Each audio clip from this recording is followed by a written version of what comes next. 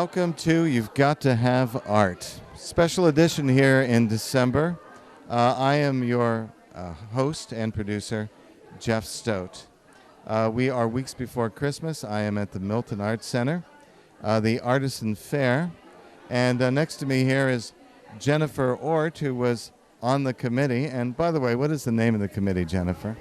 Doesn't really have a fancy name. We just call it the MAC Holiday Artisan Fair Committee. Okay, the MAC Artisan Fair. Now, It's a mouthful. it's a mouthful.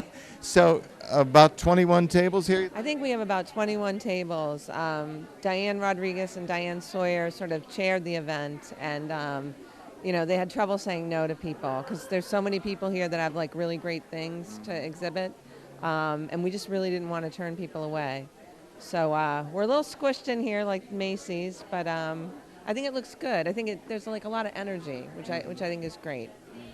And so, you are a volunteer at the Milton Art Center. Yes, I'm a volunteer, so I served on the committee, just sort of, bouncing ideas off of each other as to what sort of vendors. So I did do a lot of work up front, sort of emailing different vendors, trying to get, because we didn't want to, it's not good if you have everybody all selling jewelry. Right. So we wanted to get people who all sold like different kind of unique things. So I did a lot of that, just, trying to get the artisans here. And then somehow I got roped into doing the snack bar. So we're selling like baked goods and that sort of thing, just to give the shoppers and the vendors some sustenance, because it's a long day. 10 to 4 is a long day. So was this your first experience dealing with artists in a sort of business sense? Yeah, it was actually. And it is funny because they do have sort of a different look at things. I sort of come from more of a business background. So, so it was an interesting experience in that regard. And finally, for any of our viewers who might consider volunteering here at the Milton Arts Center, what do you enjoy about your experience here? A lot of things, really. It's a great group of people. So just getting to meet, like, other people in the community. I've lived in Milton almost 25 years. But now, through the Milton Arts Center, I'm actually meeting people that I never encountered before, just because, maybe their kids weren't in sports, or, we had kids different ages. So that would be the first. And the second is just kind of giving back to the community. I mean, this is like a gorgeous building. And to see it go vacant, I think would really be a very bad thing for the town. So I think there are a lot of interesting events here. They really have a lot of unique things like the paint night, the music series, just so many different things to take advantage of. So I would encourage people to get involved for that reason, because they need a lot of help in a lot of different areas, and they're very open to it. So if you have an idea that you want to bring forward, I think, people are very welcoming in that regard. And I take your point about meeting new people, even though you've lived in town a long time. I myself am a volunteer here. I'm on the music committee, and we have an open mic once a month. We started it last spring, and you'd be amazed at the musical talent here in Milton, that if you give them a space where they can play, they come out. So we build community here, and it's a terrific thing. Yeah. Cool. Yeah. I did one of the paint nights, and I'm actually going to be doing a flower arranging class in a couple weeks. So I don't consider myself an artist. I like art. I enjoy it. I appreciate it. So it's a nice way to be around all that, Well, thank you for this interview, Jennifer, and you better get back to that snack. Better get back to the snack bar.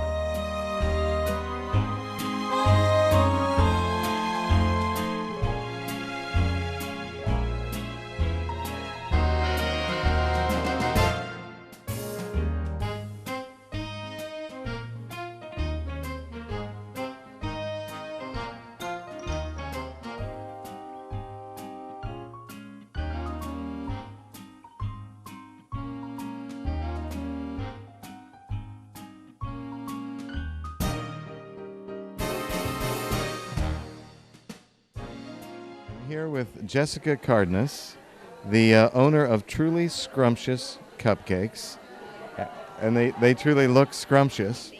You were telling me about your business, and I was sort of fascinated with the idea that you rent a kitchen. So tell us about the process of preparing these cupcakes. So I rent a kitchen in Braintree.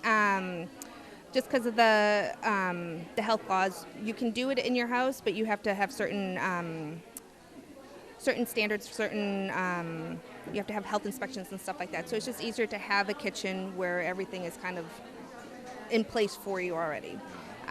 So what I do is I bake in the kitchen, and then you either pick up at my house or I deliver it to you. And the other thing that really struck me in our conversation was you were talking about how you make really small batches. So just tell everyone about that philosophy and why you do that. So I feel it can be done where you can do bigger batches. I feel that once you multiply a recipe a certain amount of times, something gets lost. There's some magic that happens in the science of baking where it just gets lost, where you make 300 cupcakes. It just doesn't taste the same.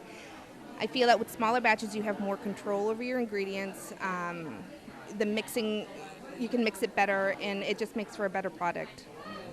And you were also telling me about your education. You went to the Culinary Institute in New York? I did. And where have you worked subsequent to that? So I started my career at Konditormeister in Braintree. I've kind of moved through the Boston circuit where I worked at Montilio's. I worked at Cakes to Remember in Brookline.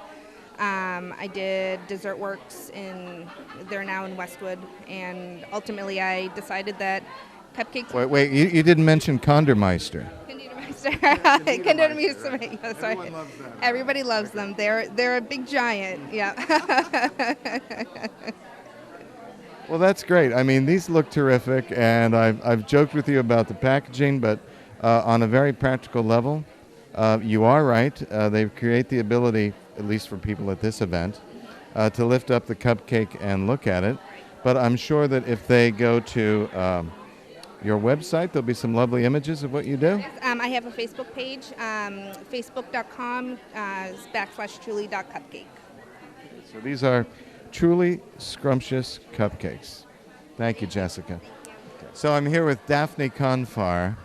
I was drawn to her table, first of all, by her kits of lip balm here. And they are decorated with Daphne's images.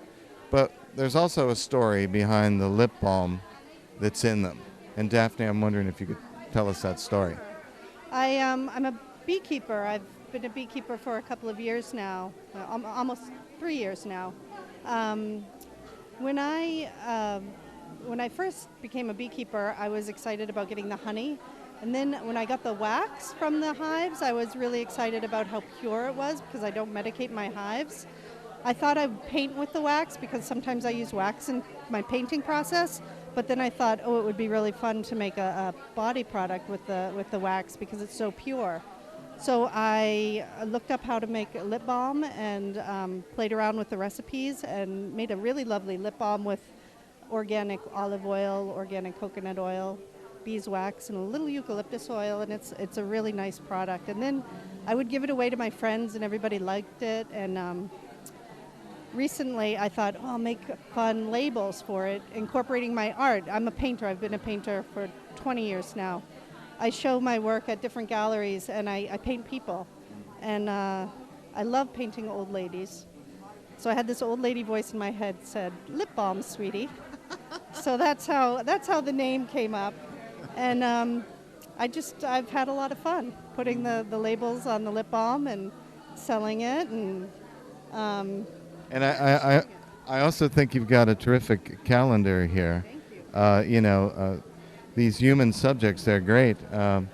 That's what you do as a painter? Yes, I love painting people, portraits, kind of quirky portraits of everyday kind of people. And I use my family a lot. They sit for me sometimes, or I just make things up. And I'm inspired by just people I see everywhere. So there's constant inspiration for my portraits. Although you do have a few birds over there. I do like painting birds too. People like the birds. Oh, yes. Well, thank you for the interview.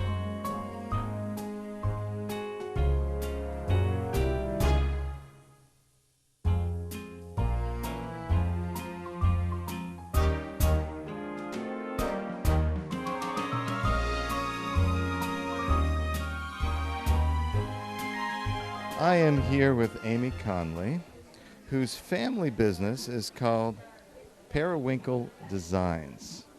And Amy, you were giving me sort of the background of your family business. Could you tell that again for our viewers? Yes, so my mother started this business in the late 80s, early 90s, and she was taught to make a simple wreath by my grandmother. And my mom made a couple, gave them to friends, and those friends said, we want more. And so my mother ended up making them for them, and it ended up becoming a business because she elaborated on the sizes she made. She went to trees, she made ornaments. All of these are hand collected off the beach, so it's a lot of work. We go down as a family and we collect mussel shells and pick them up for her. She washes them, cleans them, sorts them, and then builds her wreaths. And so we have trees, we have wreaths. What else do we have here? We have driftwood hangers, which my sister Haley makes. Also, my father helps make those, and her husband Jared makes them as well. So they go to the beach, they find a piece of driftwood, and then they put on the hooks that they feel is appropriate for the piece. My sister does a lot of painting, so she'll paint her hooks, as you can see. She's got a fishbone here. We have some crabs. These are probably easier for you to see. Sand dollars. Each piece is unique because it's made from whatever washes up on the beach, and then go from there. So you're never going to get two pieces that look alike. That's cool. So you sell your stuff typically at fairs like this, or do you have a storefront somewhere? So we work out of my mom's house in Hingham. I live in Quincy, and we do all sorts of local shows. We've done the Boston Christmas Festival, which is a huge show. Then we do little shows like the Milton Arts Center. And we don't have a storefront right now. I think that that's something that potentially we'll think about in the future. But for now, we do shipping, and people can swing by the house and pick up, orders if they see something they like. I would rather pick it up in Yeah, save some shipping money. We're just, a town, 2 towns away, so it works for people. Well, thank you very much for the interview, Amy.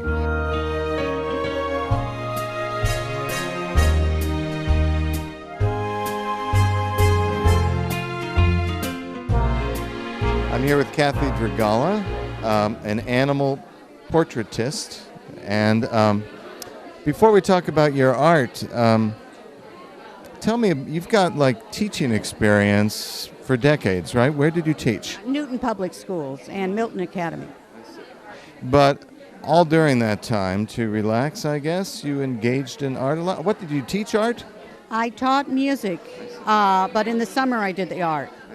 But I always would draw Beethoven if we were playing Beethoven, so we had big pictures of the composers up.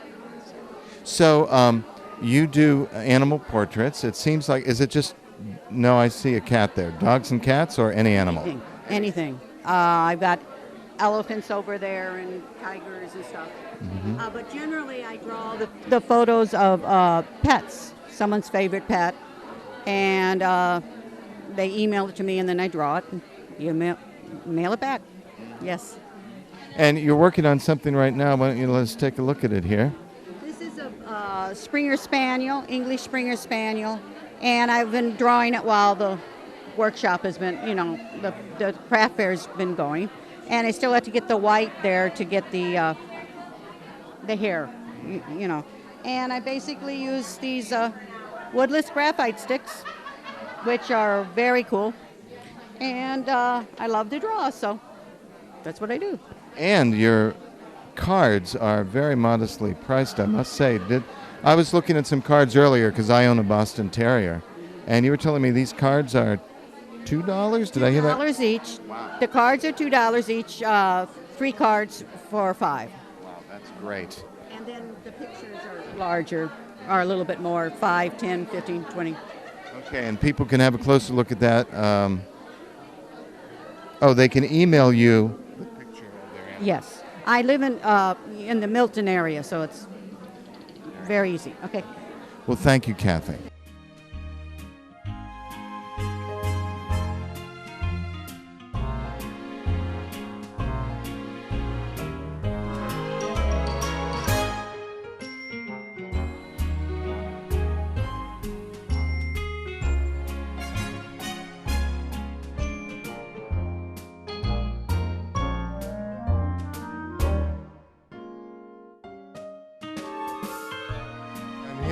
Diane Sawyer, who's a resident of Milton, I might add. Is that right, Diane? Yes. All right. Well, Diane, I think the first thing I want to ask you is, because I'm going to mispronounce it right now, Giclée? Giclée. Okay, Giclée prints. What is Giclée? Giclée is a high-quality reproduction of a piece of art. So I paint in pastel, and my pieces are all done by hand on sanded paper with soft pastels. And a lot of times people can't really afford to buy, an original piece of art. So I decided that I would make some Giclée prints, which are reproductions. And I have a very high-end printer, which has 12 inks. And these are printed on a archival 100% cotton paper. And they're an edition, basically. So I'll have an edition that's numbered that is signed by me, and they're just a way to buy a piece of art for less money and still get something that was genuinely, approved by the artisan. And so this is a print, for instance, of the Oreo cookie cows in Vermont. I painted last year. Yeah. So these are nature scenes, and do you do anything around Milton? Oh yeah, absolutely. This piece here is the Neponset River, which is actually from the Quincy side, but it's along the bike path that we have that goes through Milton. This, of course, is in Milton. My front window, yeah. It counts. It counts. And this is Brookwood Farm, which of course is not Milton, but it's in the Blue Hills, very nearby. This is Provincetown, off the coast of Provincetown. Kingston, Mass. And again, Quincy, down here. And I see you have, this is kind of neat. You call this mini art? Well, it's a refrigerator magnet art, basically. Uh-huh. So, again, a chance to have a piece of art, for short money. Absolutely, very short, $3. That's $3, I know. Thank you for this short interview, Diane. Yeah, you're welcome. Thanks for coming around. I'm here with Lauren Renee Quinn, and Lauren's business is called Custom Mosaic Design. And aside from these art pieces here, you were telling me, and maybe it's a principal part of your business, that you do it in homes to sort of accent, kitchens and everything else. Is that right? Yes, I do kitchen backsplashes, bathroom floors. I also do mosaics and pools.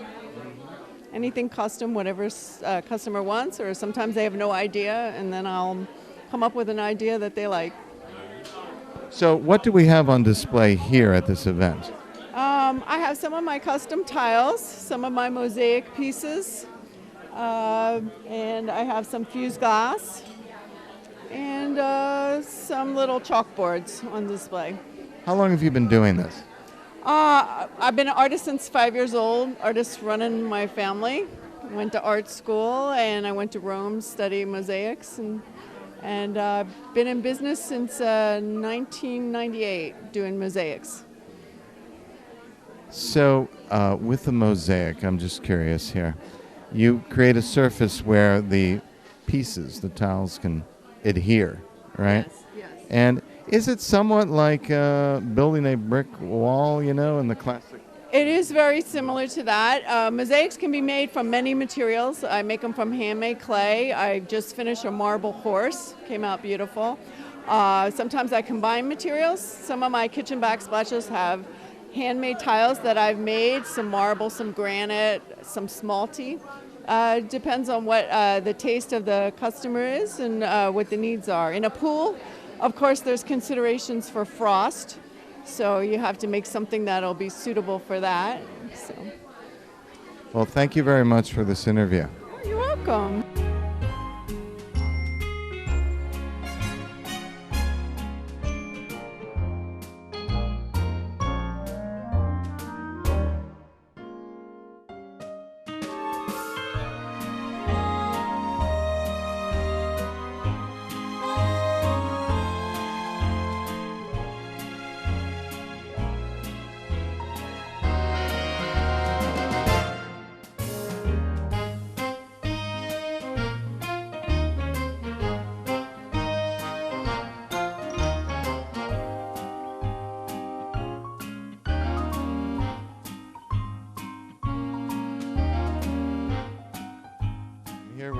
Evelyn Johnson, who takes art classes. You got to tell our viewers a story from a gentleman who used to work at the Boston Herald, an Irishman who teaches art in a place called the Distillery. So tell us about the classes that you and the other person whose art is displayed here, and remind Pat Steiner. Tell us about the process and how you got into this. Well, Pat and I taught together at Oliver Ames High School in Easton for many years, and Pat used to live in Milton, so we were involved with the Milton Art Center a little bit. And maybe a few years ago, when we were both retired, we started taking Tuesday night classes with Dan McCole, who is a noted watercolorist, does a lot in Boston and Southie and Ireland and so on. And so we have both traveled quite a bit, and we use a lot of our travels and a lot of New England scenes as the basis for our artwork. And I also do a lot of portraits and grandchildren and, houses for people and so on. So that's how we got into it a few years ago. Well, I certainly hope you have a good time here at the Artisan Fair and sell a lot of art. And where else can people find you? At other fairs like this? They can reach me through my email, Evelyn S. Johnson 4176 at gmail.com. And yes, we display at some of the fairs around and libraries and so on. So, well, thank you for consenting to this interview. Thank you so much.